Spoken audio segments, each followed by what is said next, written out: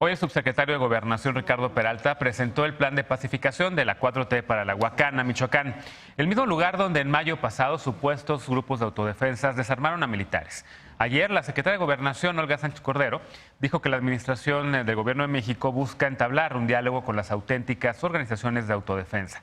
¿Pero cuáles son? ¿Es posible reconocerlas? Veamos el contexto. Nos han manifestado ya que no quieren seguir en esta violencia, que ellos quieren deponer las armas. Con estas declaraciones, la titular de la Secretaría de Gobernación desató una intensa polémica la tarde de este martes. Al ser cuestionada sobre una posible tregua a grupos criminales, Olga Sánchez Cordero dijo que había diálogo con diversos grupos armados para pacificar al país. No quieren seguir en esta violencia, que ellos quieren deponer las armas y quieren caminar hacia la paz. ¿Qué grupos? Ellos, varios grupos, no puedo especificarte en este momento. Gobernación aclaró horas más tarde que el diálogo era únicamente con auténticas organizaciones de autodefensa. En 2014, la Comisión Nacional de Derechos Humanos reconoció la presencia de grupos de autodefensa en 10 entidades del país, entre ellas Michoacán, Guerrero, Chiapas, Veracruz y Tamaulipas. Desde entonces, prensa y líderes de autodefensas de Michoacán reportaron vínculos o infiltración de grupos del crimen organizado. La semana pasada, el gobernador de Tamaulipas, Francisco García Cabeza de Vaca, señaló que el subsecretario de Gobernación, Ricardo Peralta, se reunió con personas vinculadas al cártel del Golfo. El pasado 1 de agosto, Peralta acudió a un evento con 15,000 personas, donde se anunció un programa de inversión para pacificar las zonas violentas del país. Ahí estuvieron miembros del grupo de autodefensas que se hacen llamar Columna Armada Pedro J. Méndez, que según el gobernador tienen órdenes de aprehensión por delincuencia organizada. Este martes, la Secretaría de Gobernación señaló que el gobierno federal busca el diálogo con auténticas organizaciones de autodefensa para beneficio de sus comunidades y municipios. En Twitter, la dependencia señaló que el gobierno federal no tiene ni tendrá diálogo con ningún grupo del crimen organizado. En enero pasado, el subsecretario de Derechos Humanos, Alejandro Encinas Rodríguez, dijo que hay grupos paramilitares y delictivos entre las policías comunitarias y autodefensas. El funcionario señaló entonces que el gobierno federal preparaba un plan para la desarticulación de estos grupos para recuperar el control territorial en todo el país y restituir la autoridad y el respeto a la ley. Esta mañana el presidente López Obrador aseguró que su gobierno no tiene relación con bandas del crimen organizado. Primer tema a discutir esta noche. Hoy nos acompaña Jessica Marjan. Ella es fundadora de Red de Juventudes Trans de México y también, por supuesto, analista política. ¿Cómo estás? Corazón en la 4T. ¿Cómo estás, Estefanía? Muy bien, muy contenta de que Jessica esté con nosotros. Todos estamos contentos. Alfredo Lecona, activista y analista, ya lo conoces también. ¿Cómo estás, Alfredo? También, muy contento de la presencia de Jessica. Bienvenido. Eder Guevara, fundador de Morena y antropólogo. ¿Cómo estás? Muy buenas noches, bien, gracias. Qué bien. Bueno, ¿quién quiere empezar? ¿Quieres empezar tú con los puntos de la noche, puntos críticos? En efecto, ha habido mucha confusión en redes sociales por la declaración. Agarraron a Olga Sánchez Cordero en este chacaleo, como se le dice en los medios de comunicación, en estas preguntas rápidas, casi a nivel de calle. Y ella dijo que sí se estaba hablando con algunos grupos. Después aclararon que eran autodefensas, pero en efecto el gobernador de Tamaulipas está criticando al gobierno de México, al gobierno federal, por el hecho de que presuntamente había videos del subsecretario Peralta reuniéndose con algunos grupos vinculados con algunos grupos delictivos. ¿Cómo lo ves? A ver, dos temas. Uno, la comunicación de la Secretaría de Gobernación y de la secretaria, que yo vi el video, desde luego nos alarmó la declaración por unas horas, hasta que no salió el desmentido. Sí parecía que se refería a grupos quizás de autodefensas, pero creo que la forma de salir a desmentir diciendo que hubo una edición del video maliciosa, pues es totalmente absurda, porque no hubo una edición, solamente a pregunta expresa de que si estaban reuniéndose con grupos del crimen organizado, ella abordó el tema de las autodefensas sin aclarar que se trataba de autodefensas, sino de grupos que quieren deponer las armas en todo el país. Pero qué bueno, o sea, que subyace el tema de fondo, que es qué está pasando a México, ya sabemos, con esta violencia exacerbada. Quiero remitirme a un reporte que recientemente, un informe que presentó la Comisión Mexicana para la Promoción y Defensa de Derechos Humanos, que trata de demostrar que en México existe un conflicto armado no internacional, es un conflicto armado interno. Local. Local, sí, totalmente. Y hacen un análisis de cómo han estado actuando en los últimos 2 sexenios, en el de Felipe Calderón y en el de Enrique Peña Nieto, los cárteles, los principales cárteles de las drogas. Y dicen que para reconocer la presencia de un conflicto armado no internacional, tendrían que demostrar que hay una organización suficiente en estos cárteles, o sea, una buena organización, donde hay operación financiera, etcétera. Y la otra es la intensidad de la violencia. Y reconocen que el Cártel de Juárez, el Sinaloa, el Jalisco Nueva Generación, la familia michoacana, los Caballeros Templarios, los Zetas y los Beltrán Leiva cumplen con ese tipo de de esos requisitos. Están organizados y la violencia que ejercen es suficiente. A ver, ¿qué hacemos con todo esto y por qué es relevante y por qué traigo esto a colación de lo que dice Olga Sánchez Cordero? Creo que nos podemos remitir incluso un poco a este debate que salió en campaña sobre la amnistía, cuando empezamos a hablar de procesos de pacificación, ya en concreto.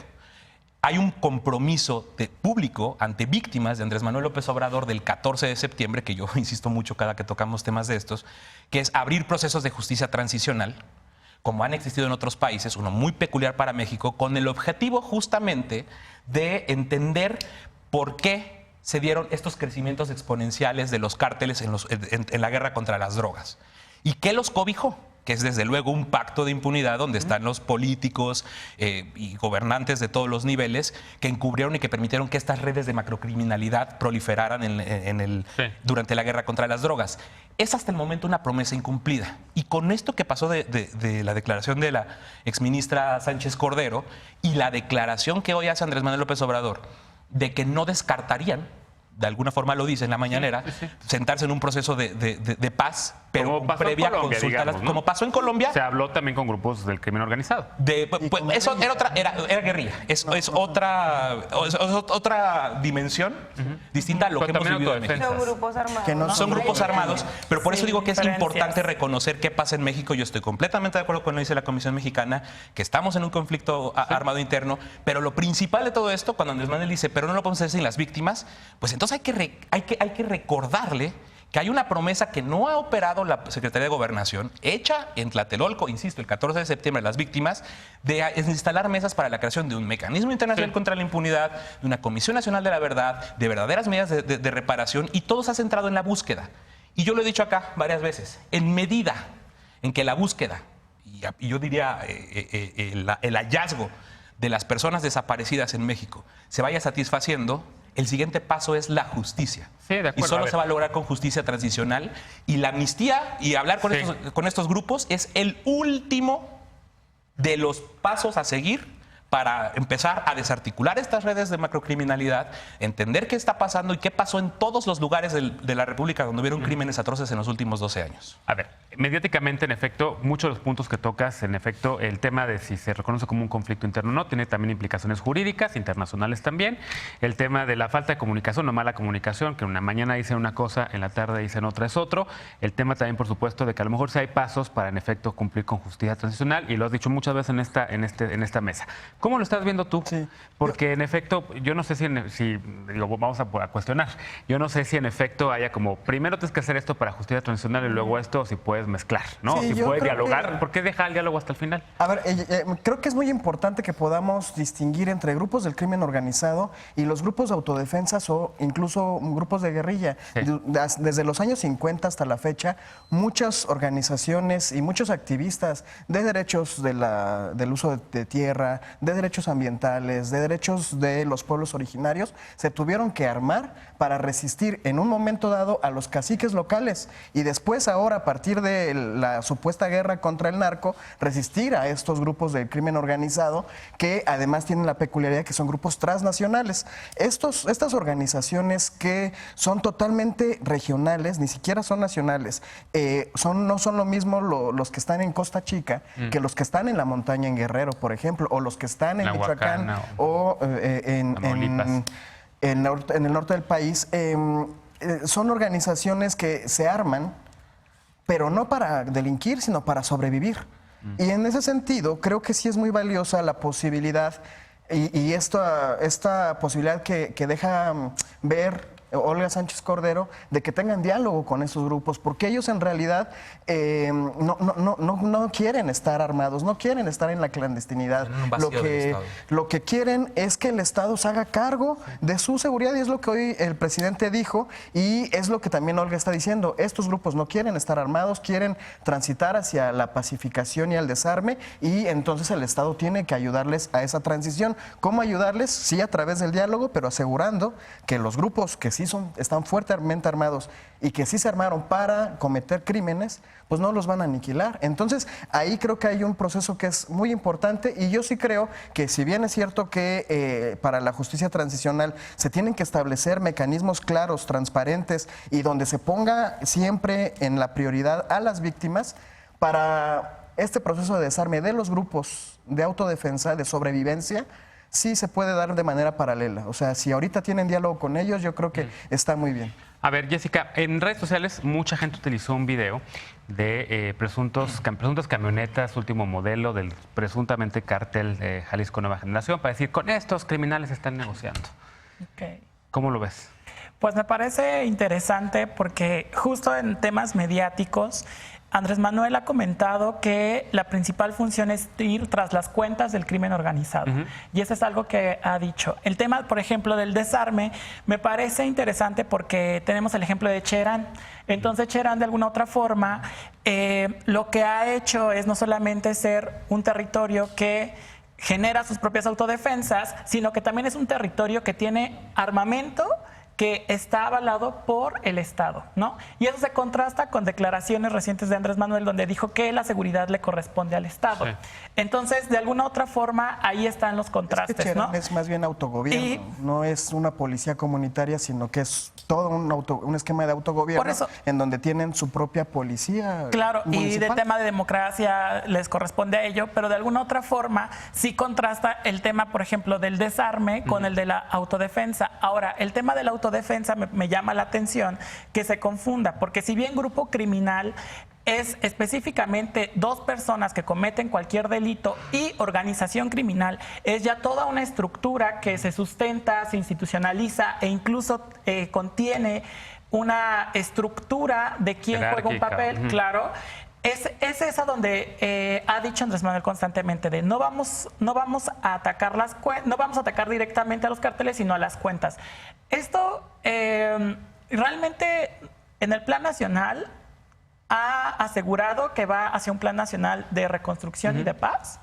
Sin embargo, creo que no ha atendido justo a las víctimas, ¿no? que han salido de de toda esta guerra, que yo creo que no solamente basta con que diga ya no hay guerra contra el narco. Y creo que eso es lo que queda claro. Simplemente creo que es como una forma también de querer apantallar o hacer una simulación de un problema que sigue latente, ¿no? Y que sigue cobrando vidas. Velos, a ver. Bueno, y yo abonando un poco la discusión, ¿no?, de lo que es la policía comunitaria y la autodefensa y esto, pensando en la relatoría que hizo la ONU hace no mucho tiempo, porque en Guerrero se institucionalizaron ya algunas policías comunitarias, pasaron a este plan de platicar con el gobierno, hubo pláticas ahí bilaterales y terminaron siendo policías oficiales, se les dio algún tipo de automóvil para que se movieran, uniforme, etc. Lo cierto es que ahora no tenemos una línea clara entre lo que son las organizaciones autónomas y entre el crimen organizado o qué tanto están infiltradas. Yo pondré el caso del EPR. El EPR es un movimiento de resistencia desde hace muchos años que ahora pues se ha tornado como en un grupo guerrillero que trabaja, entiendo, como todas las personas que se dedican al campo en espacios controlados por el narco, y trabaja justo para ellos o para algunas corporaciones del crimen organizado. Entonces sí hay una línea distinta, pero yo diría que justo la mejor manera de entender, y las personas que saben qué es lo que está pasando en esas comunidades, porque han resistido precisamente a todo este crimen que les ha permeado en la vida personal, y serían las personas que se dedican a protegerse. Y me parece que ahí fue muy acertada Olga en decir, comunicó, yo no sé si precisamente mal, cuando yo lo vi entendí un poco de lo que estaba platicando, las notas fueron muy sensacionalistas, porque no dejaron, justo lo que decía Lecona, no dejaron espacio para preguntarte tú. No dijeron, aquí lo dijo, y ¿ustedes creen a qué tipo de organización se está refiriendo? Es que ella no dijo autodefensas claramente, ¿no? No, pero o por lo menos no en ese preguntaron segmento de crimen organizado y respondió de grupos armados. Pero Entonces, tampoco nos dejaron darnos cuenta de que estaba hablando, tuvo que salir ella a desmentirlo. O sea, sí nos pusieron ahí, no nos pusieron del contexto. Bueno, pero pensando en, a mí me parece que el diálogo... Y el tema de autodefensa me parece ahí importante decir que también nace a partir de una necesidad específica que no cubre el Estado. Totalmente. Y entonces pensar como que el Estado debe de solamente recaer la seguridad es como pensar que la autonomía, por ejemplo, de pueblos o de comunidades está desaparecida. No, pero justo esa es la diferencia. Hay una diferencia grande entre el movimiento zapatista que está ahí y tiene algunas armas de la revolución o lo que sea. Sí tienen armas, No son otros grupos organizados. Que yo no digo que esté mal la autodefensa, pero la manera en la que nos comunicó la Secretaría de Gobierno fue simplemente que hay un diálogo con las autodefensas y me parece pertinente. Pero y nos creo tenemos que remontar. En Colombia las autodefensas tenemos que remontar no tanto a otros ejemplos de fuera. Michoacán. Michoacán, Alfredo Castillo, lo que pasó en Aguacán, lo que pasó en todas estas regiones. Me gustaría terminar mi punto, no sé si adelante, se puede.